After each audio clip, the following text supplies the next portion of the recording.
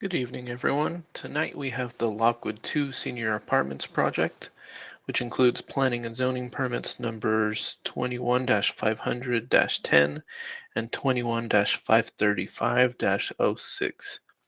The project was submitted by applicant Mark Ross, and I am Randy Baez, the project planner.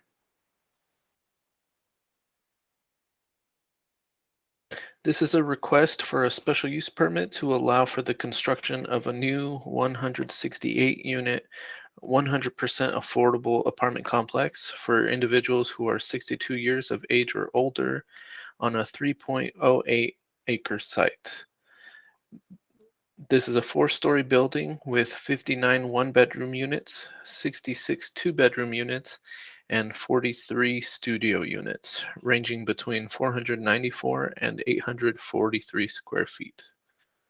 184 parking spaces are provided, and resident amenities include a community center, swimming pool, and fitness center.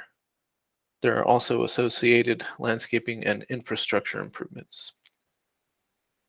In addition to the 4 concessions, there is also a deviation requested to allow for a 6% increase in the maximum allowable FAR. The maximum within this zone is 100%, and the proposed project will have an FAR of approximately 106%. There is a request for a ministerial density bonus to allow for the following project deviations pursuant to state law. These include an 80% density bonus to increase the maximum number of units from 93 to 168 and allow for the project to use state density bonus law for parking requirements. Although 0 parking spaces would be required, the applicant is proposing to provide 184 parking spaces in addition to 39 bicycle parking spaces. Next, here are the 4 concessions being requested. Interior yard space reduction from 30% to 13%, reduction in minimum size of patios and decks, front yard landscaped setback reduction where 30 feet is required, and bedroom facing public way at ground floor. Pursuant to the AHD zone design guidelines for this project, ground floor residential units should have their kitchens fronting the public way, in this case Lockwood Street, but bedrooms are proposed along the public way for two of the units. The project site is located in the northeast portion of the city, just south of the newly constructed Lockwood Street, south of the 101 freeway. The recently approved Lockwood 1 senior housing project is located here, directly to the east of the site. Here are some pictures of the site from adjacent properties.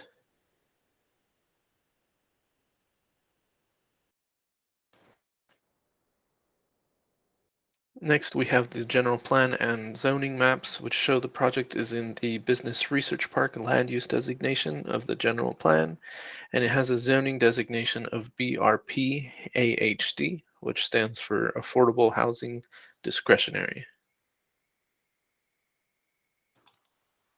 The project site is a vacant property surrounded by properties all within the BRP zone and general plan designation. The property to the north is undeveloped, and the property to the east is also vacant but will be the future location of Lockwood 1 senior apartments. To the west of the site is CarMax and associated vehicle storage sites. There is also a medical office building located directly to the south of the site. For some background on the property, miscellaneous maps were approved in 1993 and 1999, but no development took place. Then a tentative parcel map was approved by City Council in 2019 to create 2 parcels and construct the connection of Lockwood Street with associated infrastructure. In October 2021, City Council approved the final housing element, which included a new affordable housing discretionary additive zone, which allowed residential development on the subject property as it was identified as a low-income housing opportunity site. Shortly thereafter, the Planning Commission approved a tentative parcel map for a parcel map waiver to subdivide an existing undeveloped parcel into 2 lots, including the subject property. The other parcel was granted an approval of a special use permit and density bonus to allow the construction of a 173-unit senior apartment, also known as Lockwood 1. Next, here is a site plan of the project site. The proposed building will have access from Lockwood Street through 2 driveways. Lockwood Street is right here. And here is a larger site plan which shows Lockwood 1 with its relation to this project. Lockwood 1 will have access from Lockwood Street to the north, here, and Outlet Center Drive to the east. Next, we have the floor plans for the project. The first floor is approximately 23,000 square feet, and the residential units surround the central courtyard. Shared amenities can be found on this floor and include the pool and mailroom.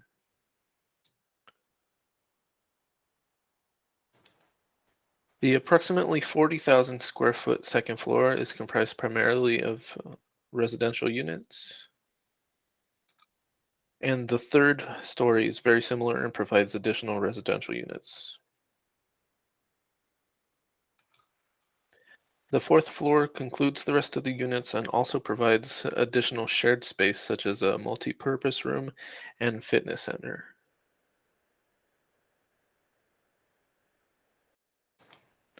Here is the roof plan, which will allow for solar panels. Next are colored renderings of the project, starting from views from Lockwood Street.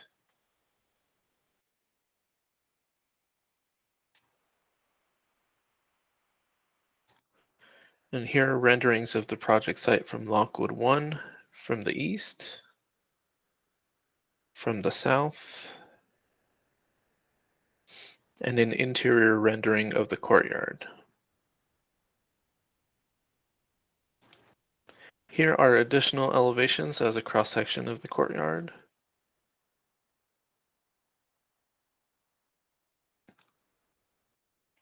As mentioned previously, there is a concession being requested for the open space to be reduced to 13% of the lot area. Open space would be provided in these areas here and include shared open spaces on higher floors, as well as the patio areas and courtyard on the ground floor. Amenities that will be provided include a game room, conference room, in-unit washers and dryers, and a fitness center.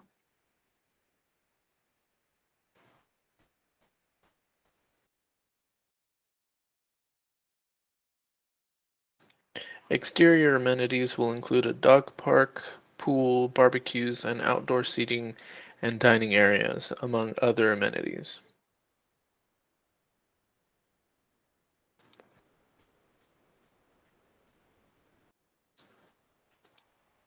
The development of the project furthers many of the policies within the 2030 General Plan as identified in the staff report. These include CD policies 1.5 and 16.6 for housing variety and providing a diversity of housing choices, housing element policy 2.1 for adequate development opportunities, housing element policy 5.7 for promoting infill development, CD policy 14.2 for DAC function, and infrastructure and community services policy 1.2 for development impacts to existing infrastructure. This project would be developed under the new BRP Affordable Housing Discretionary Zone District. This additive zone allows for housing with a height of up to 5 stories with a density of 30 units per acre. Here is another breakdown of the project deviations, which include 4 concessions involving interior yard space, patio and deck requirements, front yard setback requirements, and bedroom locations. A 6% Floor area ratio is also being requested, and although no parking spaces are required, 184 will be provided on site. No parking is required pursuant to California Density Bonus Code Section 65915, which reads, notwithstanding paragraph 1, if a development consists solely of rental units exclusive of a manager's units or units, with an affordable housing cost to lower income families as provided in section 50052.5 of the Health and Safety Code, then upon the request of the developer, a city, county, or county shall not impose vehicular parking standards if the development meets either of the following criteria. And this project qualifies because it will be limited to individuals who are 62 or older.